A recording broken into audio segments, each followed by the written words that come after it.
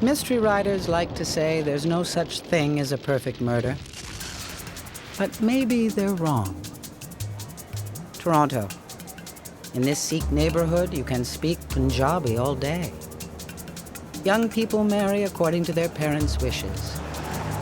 People find each other jobs at businesses, like this bakery, which is why in 1988, the city's favorite rye bread is baked by Sikhs. Someone like Ravi Bethal. Ravi is a hard-working, fun-loving 22-year-old. Everybody likes him. He's got no known enemies. But on the night of August 2nd, Ravi does not come home from work. For 24 hours, no one has any idea where he could be. His family grows more worried. Shortly after 6 p.m., the phone rings. A man whispers, "Your son is dead." That's when police are called in.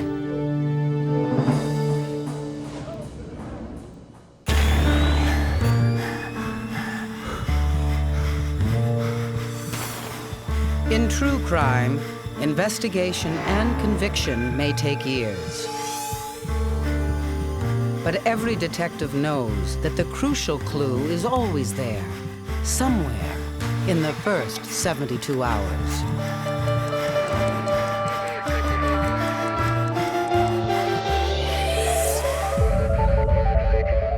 "24 hours after an anonymous caller says that Ravi Bethal is dead, police assign someone special to the case. I was born in India. I'm a Sikh. I have certain language skills, and that's the reason I was brought into the investigation. Detective SIDHU is now a senior intelligence officer, but in 1988, when this case broke, SIDHU was a young detective trying to find out why Ravi Bethal was missing. Like many Sikh families, Ravi and his wife have come together through an arranged marriage. And there have been problems. Ravi's father points an accusing finger at his son's pregnant wife. He says if anything happened to Ravi, his in-laws in Chicago are behind it. He hints it has something to do with the dowry, but refuses to say more. Next stop, the bakery where Ravi Bethal was last seen.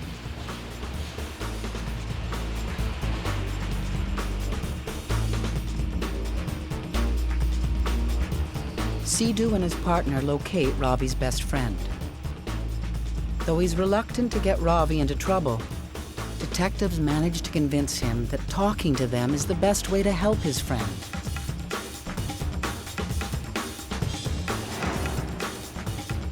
The friend says Ravi got an unexpected phone call around 11:45 p.m.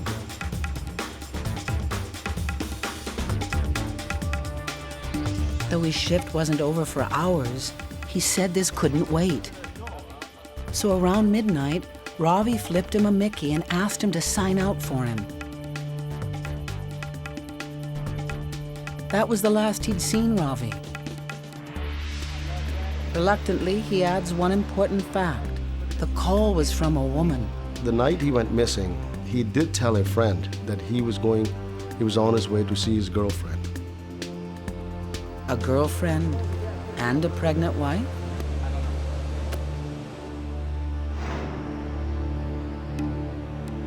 Detectives tracked down another co-worker Ravi talked to the night he disappeared.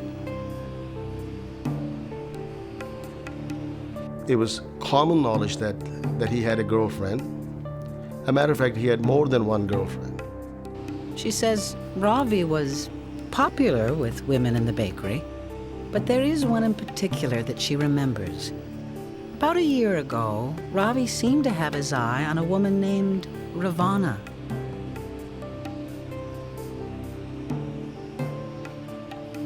When detectives ask her if this was more than a workplace flirtation, she tells them about the day her boss asked her to get boxes from the upstairs storeroom.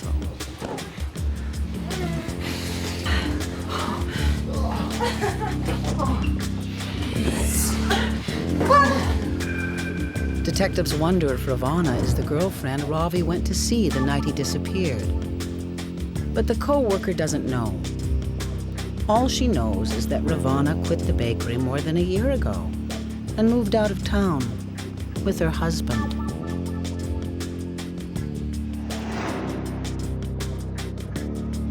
The next day, Detective Sidhu gets his first private interview with Ravi's wife. She was very humble, very simple lady. They only had been married for a short while, and very upset, and that's all, just like a normal wife who would be upset. Sidhu wants to find out if she knows anything about a girlfriend, but he wants to be tactful in case Ravi still shows up.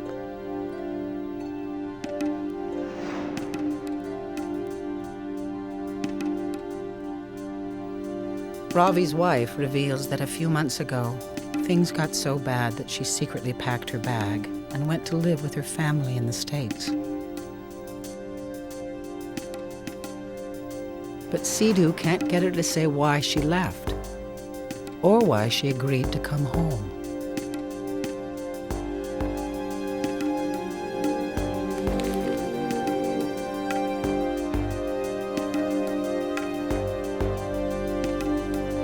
As the 72-hour mark approaches, police discover Ravi's car abandoned 10 minutes from the bakery. The car has no plates and has been vandalized. After 72 hours, we were a lot more concerned that he hasn't been found yet. Shortly after this, a witness claims he saw someone run from Ravi's car to a second car the night Ravi disappeared. Detectives wonder whether the running man was Ravi or the person responsible for his disappearance. But it was too dark for the witness to get a good description of the man or the driver. Ravi's father now comes up with a new theory. He tells Detective Sidhu about his son's run-in with members of the Babar Khalsa.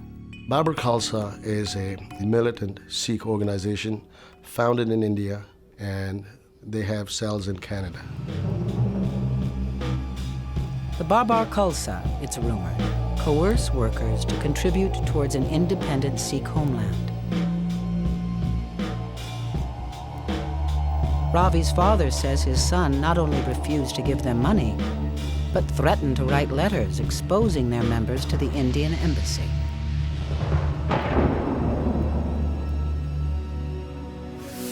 As they're following this up, police in a Toronto suburb get a disturbing call to come to a wooded area.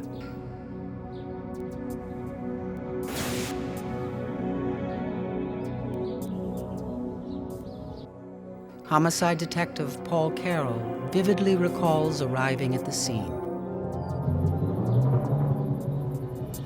It was in 1988, and we'd received a call that initially it was thought to be a baby in a bag was the initial radio call.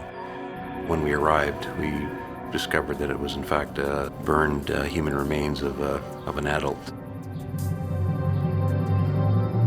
The skull shows signs of severe trauma from a heavy object. The orbital bone around the eye had been fractured, and there was a severe fracture in this part of the jaw and the skull as well, which was consistent with a pretty severe blow, or several.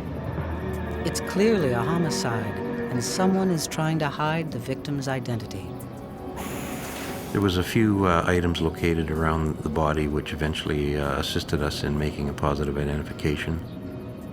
There was a Seiko man's watch which led us to believe it was in fact a male. There was a necklace, a gold pendant.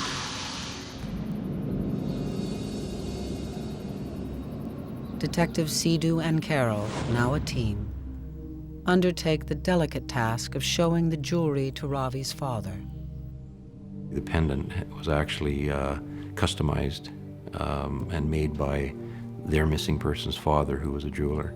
Ravi! That was identified by the father as he having had made that for his son.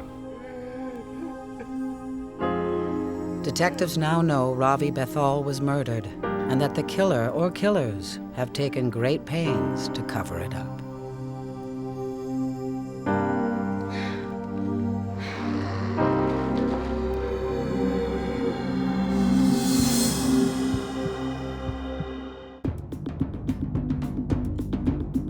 The night he went missing, Ravi Bethal told his friend at the bakery he was off to see his girlfriend. Now that it's a homicide, detectives press Ravi's wife for answers. Does she know about Ravi having a girlfriend? Our investigation showed us that the victim and his wife had been having some marital problems. Painfully, she recalls cleaning up after a party the month before Ravi disappeared.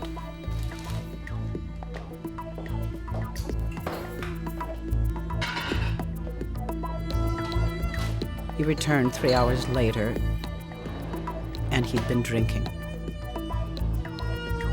She actually confronted him, and he confided at that point with her that he had in fact been at this woman's residence. So it was confirmed that he was having an affair or had had an affair. He said he'd been in love before he was married, and he wasn't going to give her up.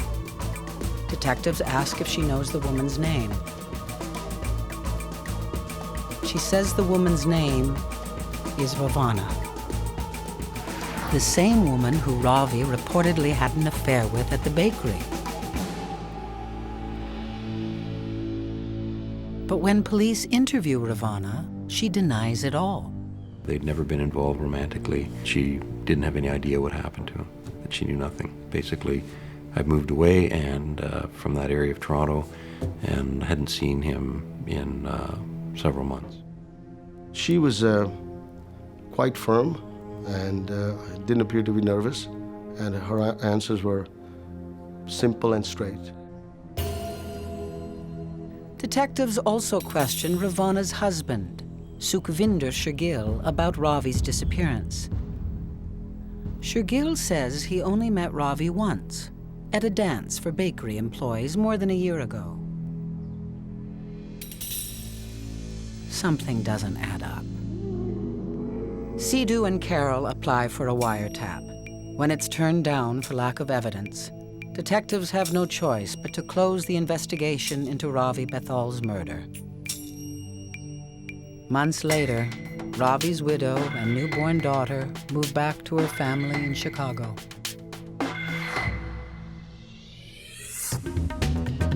For 6 long years, there are no further leads. It looks like someone is going to get away with the perfect murder.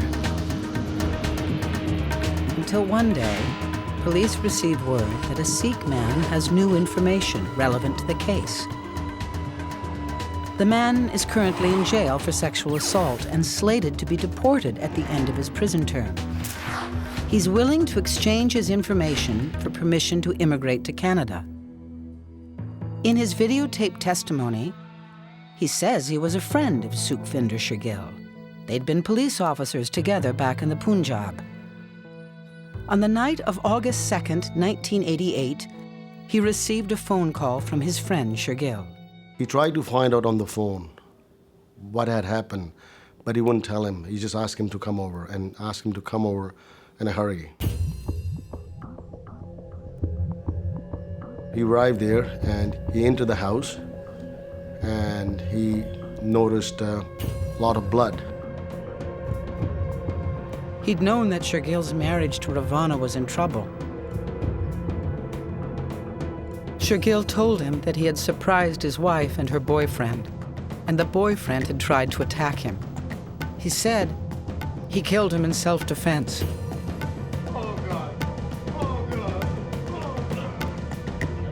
He advises that he was afraid and didn't want to help, but he was threatened by his friend and that he needed him to help, and if he didn't help him, that he would kill him.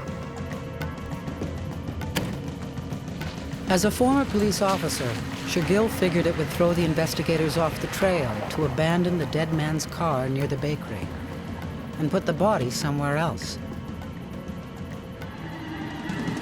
And around 2, they found a wooded area off a side road. Once at a site that they had chosen, our victim was doused with gasoline and was set ablaze.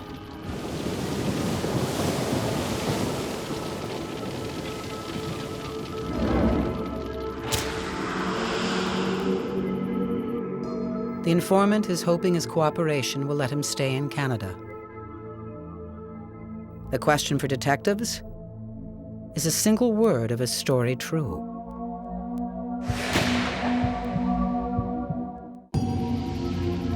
Detectives need to find something to verify the informant's story.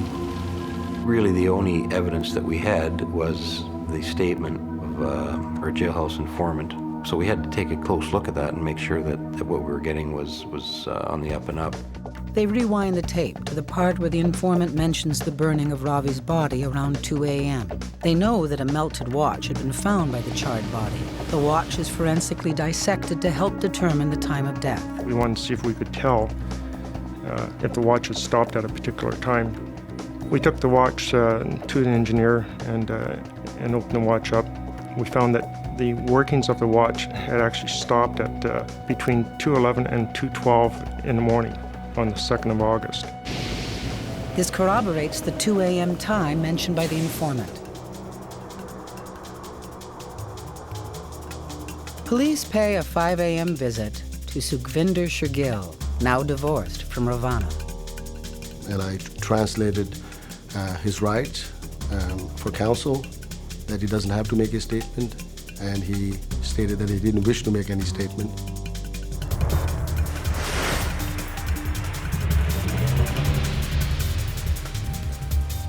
Ravana is also arrested. As she watches the informant's video, she breaks down. She admits she lied to police and that she did have an affair with Ravi when they worked at the bakery.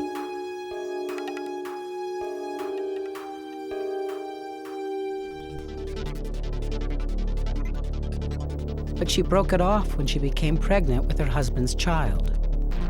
She wanted a fresh start. She quit the bakery, and she and her husband moved out to the suburbs. But Ravi tracked her down.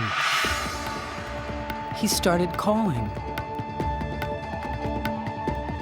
He said he couldn't live without her.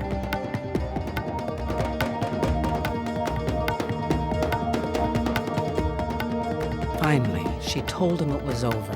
What he wanted just wasn't possible. They were both married. She had 2 young children. He had a child on the way. But still, she says, he wouldn't let go.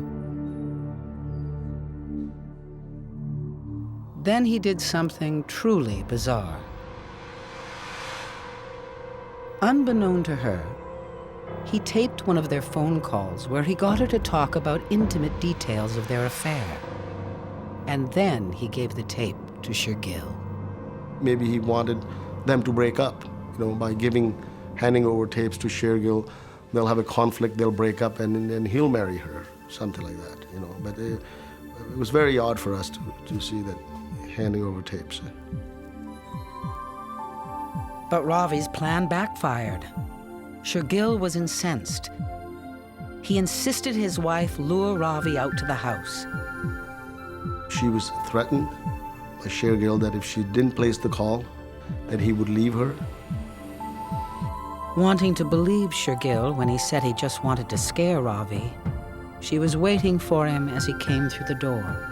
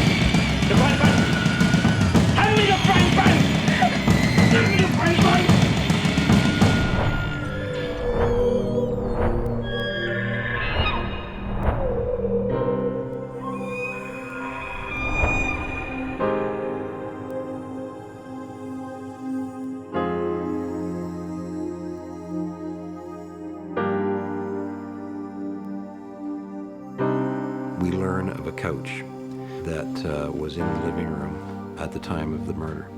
and that it had a huge blood stain on the back. And she tells us a story of how she was ordered to cut the blood-stained portion of the back of the couch out and re-sew another piece of fabric onto it.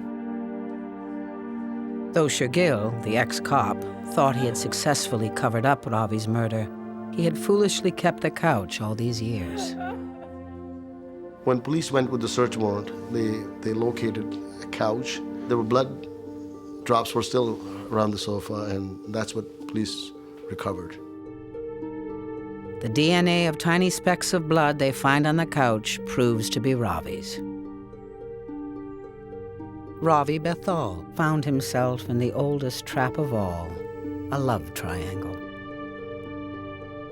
This burning obsession for another man's wife consumed not only him, but everyone around him. You can look at the parents. They lost a grown-up, healthy young man. You look at the wife. She lost a husband.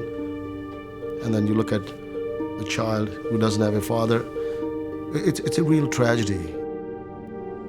Because he helped solve the case, the informant is acquitted of his role in the murder and given landed immigrant status after his release from jail. Ravana receives 2 years as an accessory to murder. And Sukhvinder Shergill, who tried to commit the perfect murder, is convicted and sentenced to life.